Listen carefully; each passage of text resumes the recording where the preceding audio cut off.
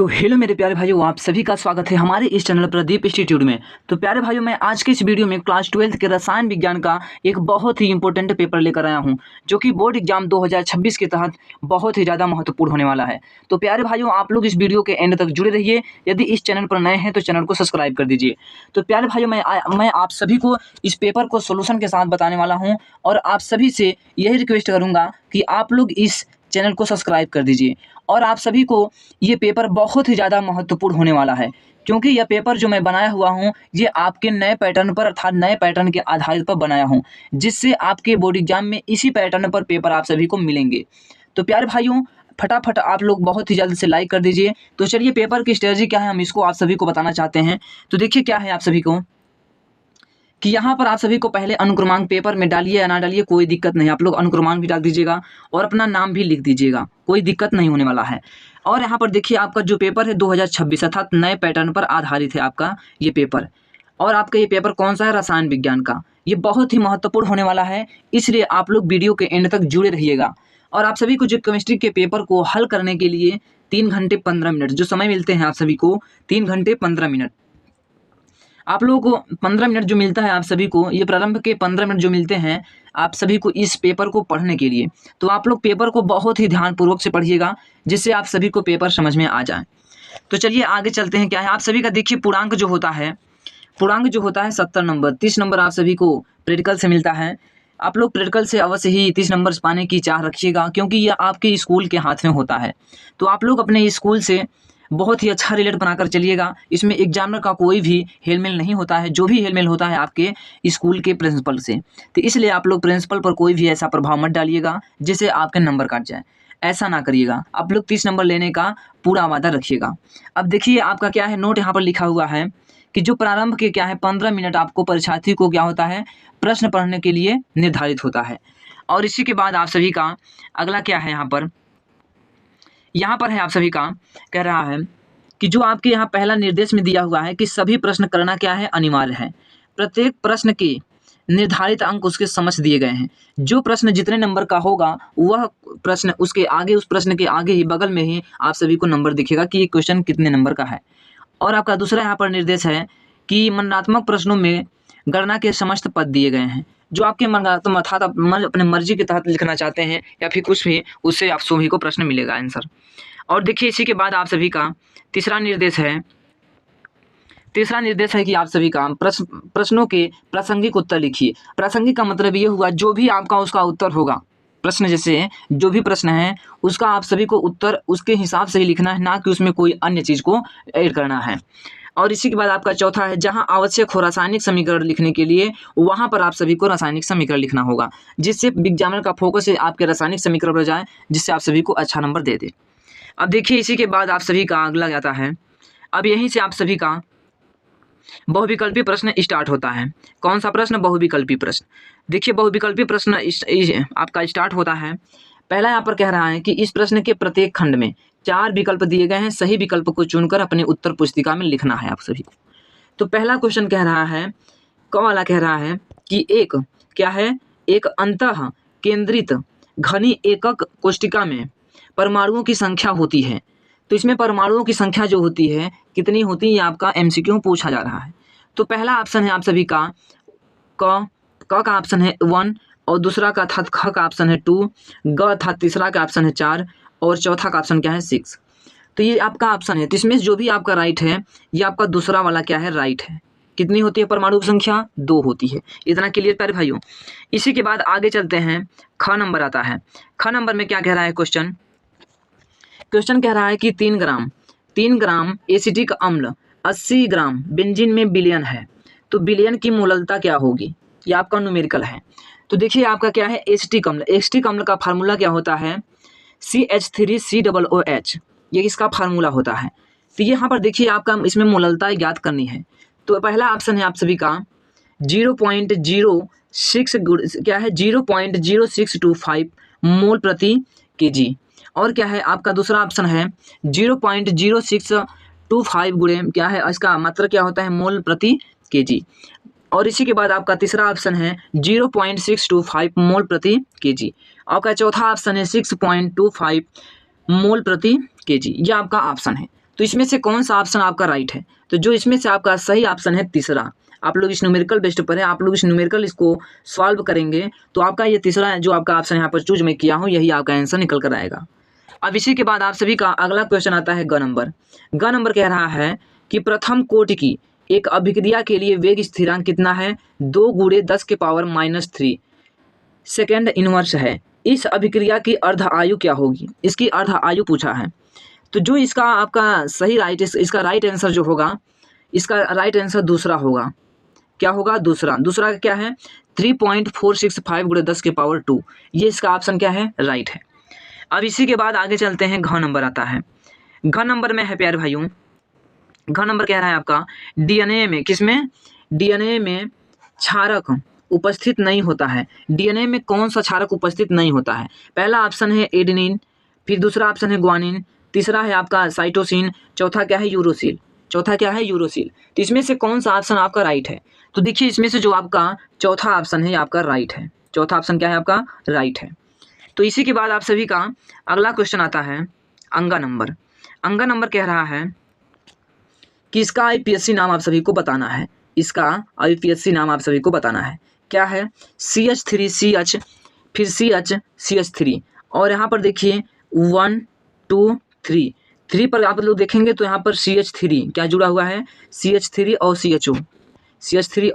CHO। तो इसका IPSC name क्या होगा आप सभी को बताना है इसमें। तो देखिए आप लोग इसमें देखिए जो नंबरिंग होगा आप सभी का, जिस बगल आपकी क्रियात्मक समूह होंगी उसी तरफ से इसकी नंबरिंग होती है। तो क्रियात्मक समूह किधर है आपका? अब देखिए 1 2 3 4 कार्बन हैं, 4 कार्बन हमने ले लिया। अब देखिए ऐसे भी गिनेंगे तो भी 1 2 3 4 कार्बन इधर से भी हो रहे हैं। तो इसका नाम क्या होगा आईपीएससी नाम? तो देखिए यहाँ से देखिए 1 2 3 4 हो रहे हैं कि नहीं हो रहे हैं ना? आप लोग समझिए यहाँ पर। अब देखिए इसमें क्या है कि आपका जो यहाँ पर जो आपका क्रियात्मक समूह है यहाँ पर पहले नंबर पे आ रहा है। तो आपकी नंबरिंग किधर से की जाएगी? इधर से ही आपकी नंबरिंग की जाएगी। तो यहाँ से नंबरिंग की जाएगी तो पहले किसका नाम लिखा जाता है? पहले आपके प्रतिस्थापी का नाम लिखा जाता है। तो प्रतिस्थापी इसमें क्या है आपका? जो यहाँ पर CH3 है ये आपका प्रतिस्थापी है। तो पहले नाम किसका लिखेंगे? इसी का। तो अब देखिए 1 2 पर क्या है? CH3 अर्थात जिसको मेथिल कहते हैं। क्या कहते हैं? मेथिल। जब प्रतिस्थापी में हो जाते हैं तो उसको मेथिल कहते हैं। तो लिखेंगे 2 मेथिल। क्या हो जाएगा? 2 मेथिल। अब देखना है कि इसमें कार्बन कितने हैं? 1 कार्बन 2 कार्बन 3 4 कार्बन है तो ब्यूटेन हो जाएंगे। 4 कार्बन है ब्यूटेन। अब देखिए यहाँ पर OH समूह जुड़ा हुआ है। क्या है आपका? OH समूह जुड़ा हुआ है। तो OH समूह जो जुड़ा गया है ये पहले नंबर पे जुड़ा हुआ है। तो लिखेंगे 1। ये OH क्या होता है आपका? एल्कोहल, जिसके अंत में ऑल आ रहा है। तो यहाँ पर क्या लिख लेंगे? 1 ऑल। तो जो देखिए यहाँ पर आपका मिस प्रिंट किया हुआ है इस ऑप्शन में, यहाँ पर आपका 1 रहेगा। देखिए आपका च नंबर कह रहा है, च नंबर क्या कह रहा है आपका? कह रहा है कि हिंसबर्ग अभिकर्मक। क्या कह रहा है? हिंसबर्ग अभिकर्मक है। इसमें से ऑप्शन में से कौन सा आपका राइट होगा? देखिए पहला क्या है? एथिल ऑक्सलेट, दूसरा क्या है आपका?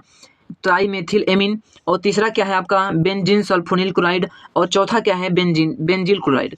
तो इसमें से जो आपका ऑप्शन राइट होगा दूसरा, क्या है? ट्राईमेथिल। इसका ऑप्शन जो राइट है ट्राईमेथिल।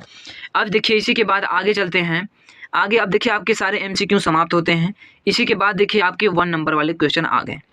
अब आप सभी को मैं यहाँ पर ये बताना चाहता हूँ कि ये जो भी क्वेश्चन हैं आपके, ये जो भी क्वेश्चन है यहाँ पर दिख रहे हैं आप सभी को, ये सभी क्वेश्चन, इसके नीचे भी बहुत सारे क्वेश्चन हैं अभी। इन सभी क्वेश्चनों का मैं PDF आप सभी को PDF इसका अपने प्रदीप इंस्टीट्यूट के टेलीग्राम पर वहाँ पर भेज दूंगा, जिससे आप लोग पेपर को भी लोड कर लीजिएगा और आप लोग इसके सॉल्यूशन को भी वहाँ से देख लीजिएगा। मैं वहाँ पर आप सभी को प्रोवाइड कर दूंगा। तो देखिए क्वेश्चन क्या कह रहा है आपका? दूसरा का क्या कह रहा है कि एनिलीन की विभिन्न अनुनादी संरचना लिखिए। एनिलीन की आपको संरचना लिखना होगा। और ख नंबर क्या कह रहा है कि अभिक्रिया के वेग पर ताप तथा सांद्रता के प्रभाव को स्पष्ट कीजिए। इसको भी आप सभी को स्पष्ट करना होगा। और ग नंबर कह रहा है कि K4 क्या है आपका? K4 फिर बड़ा ब्रैकेट है और Fe6 के जलीय विलयन में उत्पन्न आयनों के क्या लिखिए? आयनों को लिखिए। और इसमें क्या है? जो यौगिक है Fe की ऑक्सीकरण भी संख्या आप सभी को बताना है इसमें। और अगला नंबर घ नंबर आता है। घ नंबर है कि गैल्वनी सेल तथा वैद्युत अपघटनी सेल में अंतर स्पष्ट करना है। आप सभी को इसके बारे में लिखना होगा, इसमें अंतर आप सभी को बताना है। और तीसरा का क्या आता है? यहाँ पर कह रहा है परासरण दाब क्या है? पराशर तथा विसरण में उदाहरण सहित समझाइए आप सभी। इसमें पराशर दाब क्या होता है और विसरण दाब क्या होता है, इन दोनों को आप सभी को उदाहरण के तौर पर समझाना है। अब इसी के बाद हम आगे चलते हैं। आगे आपका क्या है, आगे है आपकी फिनाल की अम्लीय, क्या कह रहा है, फिनाल की ख नंबर कह रहा है कि फिनाल की अम्लीय प्रकृति को समझाइए। फिनाल कैसे अम्लीय होता है, इसकी प्रकृति क्या होती है, आप सभी को इसको बताना होगा। और ग नंबर है आपका टालिल अभिकर्मक क्या है, एल्डिहाइड क्या है, एल्डिहाइड की टालिन अभिकर्मक के साथ अभिक्रिया का रासायनिक समीकरण आप सभी को लिखना होगा। क्या करना होगा, रासायनिक समीकरण। इसी के बाद आप सभी का घ नंबर आता है कि प्रोटीन के विकृतीकरण पर एक संक्षिप्त टिप्पणी लिखिए। क्या लिखिए, एक संक्षिप्त टिप्पणी लिखिए। और इसी के बाद आपका चौथा जो है आपका ये न्यूमेरिकल आता है। चौथा क्या है आप सभी का, न्यूमेरिकल है प्यारे भाइयों, ये आपका न्यूमेरिकल है, बहुत ही इंपॉर्टेंट न्यूमेरिकल है। इस न्यूमेरिकल का भी पीडीएफ हम आप सभी को, इस पेपर का ही पीडीएफ प्रदीप इंस्टीट्यूट के टेलीग्राम चैनल पर प्रोवाइड कर दूंगा, आप लोग वहां पर जाकर के देख लीजिएगा अच्छे से सोल्यूशन। अब इसी के बाद देखिए चौथे का ख नंबर आता है। ख नंबर कह रहा है कि निम्नलिखित में विभेद कीजिए। इन सभी में विभेद क्या है, आपको विभेद बताना है। पहला कह रहा है वास्तविक विलयन एक निलंबर, इस पर विभेद बताना है। और दूसरा कह रहा है द्रव रागी और द्रव विरागी क्लोराइड, इस पर आप सभी को बताना है। तीसरा है आपका, तीसरा है बहुआण्विक, क्या है तीसरा, बहुआण्विक और बृहद आणविक क्लोराइड, इस पर आप सभी को विभेद बताना है। इसी के बाद आप सभी का ग नंबर क्वेश्चन है। ग नंबर कह रहा है कि निम्नलिखित को संक्षिप्त टिप्पणी दीजिए। इनके बारे में आप सभी को थोड़े लाइन में आप सभी को लिखना है। पहला कह रहा है प्रोटीन की द्वितीय संरचना, इसकी संरचना आपको बताना पड़ेगा प्रोटीन की। और इसी के बाद दूसरा है पेप्टाइड बंध, पेप्टाइड बंध क्या होता है। इसी के बाद आपका तीसरा ये क्या है, मोनोसैकेराइड, क्या है मोनोसैकेराइड, क्या है आपका मोनोसैकेराइड, इसको आप सभी को, इसकी भी संरचना सभी को बनाना होगा। इसी के बाद आपका घ नंबर कह रहा है कि इन पर आपको निम्नलिखित का कारण लिखिए। पहला इसमें है कि एनिलीन फ्रिंडल क्राफ्ट अभिक्रिया प्रदर्शित नहीं करती, क्या ये अभिक्रिया प्रदर्शित नहीं करती, इसके बारे में लिखना है।